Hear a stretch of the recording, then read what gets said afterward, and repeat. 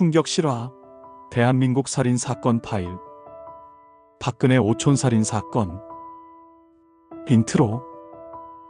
2011년 9월 6일 새벽, 서울 북한산 자락에서 두 구의 시신이 발견됩니다.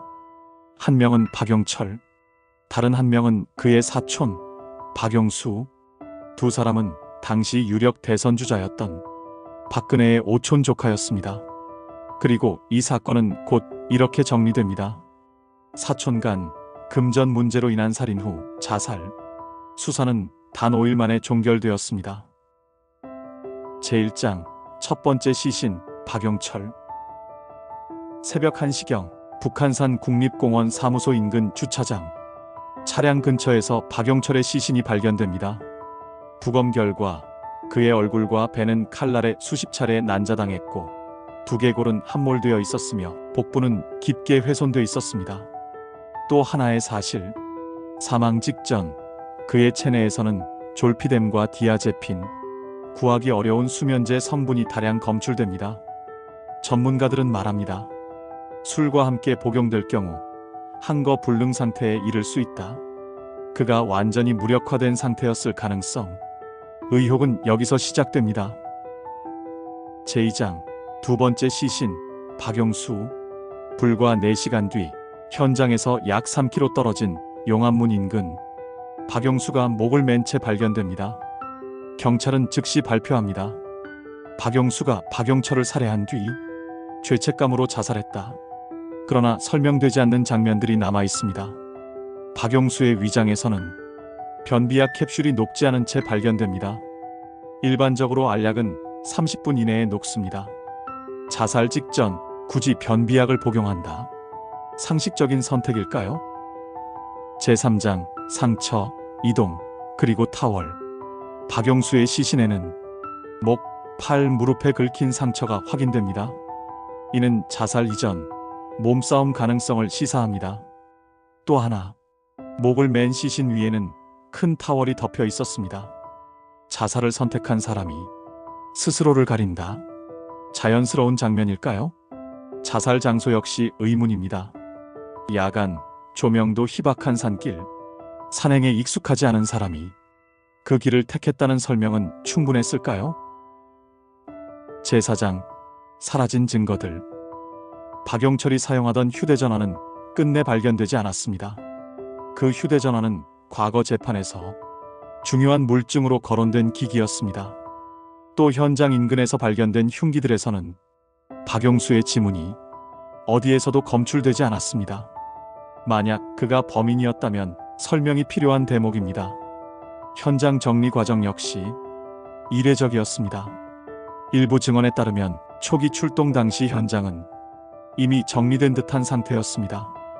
물 청소가 이루어진 것처럼 보였다는 전원, 증거가 사라진 현장, 그리고 남겨진 질문들. 이 사건은 정말 단순한 살인과 자살이었을까요? 제5장 배경 유경재단의 긴 그림자. 이 사건의 배경에는 유경재단을 둘러싼 오랜 갈등이 있었습니다. 유경수 여사의 이름을 딴 유경재단은 2016년 기준 부동산 가치만 약 4조 원에 달하는 막대한 자산을 보유하고 있었습니다. 하지만 운영은 폐쇄적이었고 수익금 사용을 둘러싼 비리 의혹은 끊이지 않았습니다. 1990년대 이후 재단을 둘러싸고 박근혜, 박근령, 박지만 3남매의 갈등은 점점 격화됩니다. 결국 박근령은 박근혜를 밀어내고 이사장 자리에 오르게 되는데, 이 과정에서 박영철은 박지만 측 핵심 인물로 활동했다는 증언들이 나옵니다. 그러나 2007년 박근령과 박지만의 관계는 급격히 틀어집니다. 갈등의 중심에는 박근령의 남편 신동욱이 있었습니다. 박지만은 신동욱이 재단 운영권을 장악할 것을 우려했고, 갈등은 곧 조직폭력배와 불법 용역이 동원되는 폭력 사태로 번지게 됩니다. 2007년 11월 수백 명이 동원된 충돌이 발생했고, 이듬해 박근령 측의 불법 운영과 횡령 의혹이 드러납니다. 결국 유경재단은 박지만 측이 장악했고, 박근령과 신동욱 측근들은 모두 밀려났습니다. 이후 신동욱은 말합니다. 박지만은 허수아비였다. 진짜 배후는 박근혜의 주변 사람들이다. 이 발언은 이 사건을 단순한 살인 사건이 아닌 권력의 문제로 보게 만드는 계기가 됩니다. 제6장 번복된 증언과 죽음의 시간표. 2010년 박근혜, 박지만 명예훼손 및 신동욱 살인교사 관련 재판에서 박용철은 이렇게 증언합니다. 박지만은 이 사건과 무관하다. 청부살인은 박지만의 측근 정용희가 사주했다. 그러나 그 이후 박용철은 신동욱 측에 또 다른 말을 전합니다. 정용희가 이건 박지만 회장의 뜻이라고 말한 내용을 자신의 휴대전화에 녹음해 두었다는 것이었습니다. 그의 주장은 단순한 의혹 제기가 아니었습니다. 권력의 이름이 직접 언급된 육성 녹음이 존재한다는 주장. 사건은 그 순간 전혀 다른 국면으로 접어들기 시작합니다. 신동욱은 예정된 변론에서 박용철을 핵심 증인으로 신청합니다. 그러나 변론을 불과 20여일 앞둔 2011년 9월 6일 박용철은 의문의 변사체로 발견됩니다. 이후 범죄 전문가들은 박용철의 진술 변화에 주목합니다. 기대했던 대우가 이뤄지지 않았다는 불만이 진술을 바꾸게 했을 가능성, 그건 역시 제기된 분석 중 하나였습니다. 제7장 침묵을 깨는 사람들. 사건 직후 주류 언론은 이 사건을 거의 다루지 않았습니다. 대선을 앞둔 2012년 침묵을 깬 이는 주진우 기자였습니다. 주간지 시사인 그리고 팟캐스트 나는 꼼수다의 김어준과 주진우는 사건의 수상함을 공개적으로 제기합니다.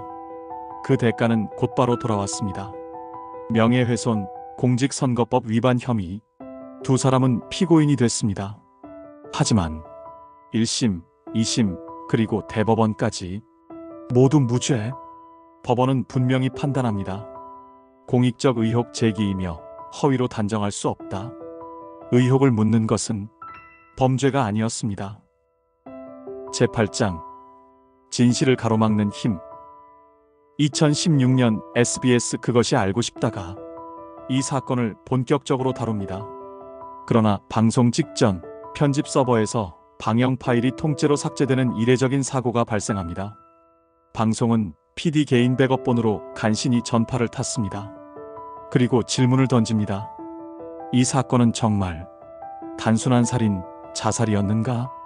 그 이후의 시간은 더 불길했습니다. 2년 넘는 취재 과정에서 제보자, 관계자, 주변 인물들, 그들 중 다수가 갑작스럽게 사망하거나 이유 없이 사라졌습니다. 우연이라 보기엔 너무 많은 일들이 연달아 일어났습니다. 제9장 남겨진 질문들. 경찰은 말합니다. 외압은 없었다. 그러나 질문은 남습니다. 왜 수사는 이렇게 빨리 끝났는가? 왜 핵심 증거는 사라졌는가? 왜 중요한 증언자들은 침묵하거나 죽음으로 사라졌는가? 그리고 왜 재수사는 지금까지 이뤄지지 않았는가? 2007년 유경재단 폭력사건 당시 수사에 개입했던 인물은 당시 이만희 성동경찰서장이었습니다. 그리고 2011년 박용철 살해사건을 담당했던 이는 강북경찰서장이던 김영일이었습니다. 서로 다른 사건, 서로 다른 수사. 그러나 이들의 행보는 놀랍도록 같은 지점에서 다시 만납니다. 두 사람 모두 제20대 국회의원 선거에서 새누리당의 공천을 받아 국회 입성을 시도했습니다. 수사의 책임자였던 이들이 정치의 무대로 이동한 순간 사건은 끝났지만 질문은 남았습니다. 권력은 어디까지 수사에 개입할 수 있었는가? 그리고 그 책임은 누가 어떻게 지는가? 이것은 개별 사건의 문제가 아니라 대한민국 권력 구조가 남긴 불편한 단면입니다. 엔딩. 이것은 하나의 살인 사건이 아닐지도 모릅니다. 권력, 침묵, 두려움이 진실 위에 덮여 있었던 대한민국 현대사의 한 장면일지도 모릅니다. 북한산에 남겨진 두 건의 죽음. 그날의 진실은 아직도 완전히 해결되지 않았습니다. 구독과 좋아요는 제작에 큰 힘이 됩니다.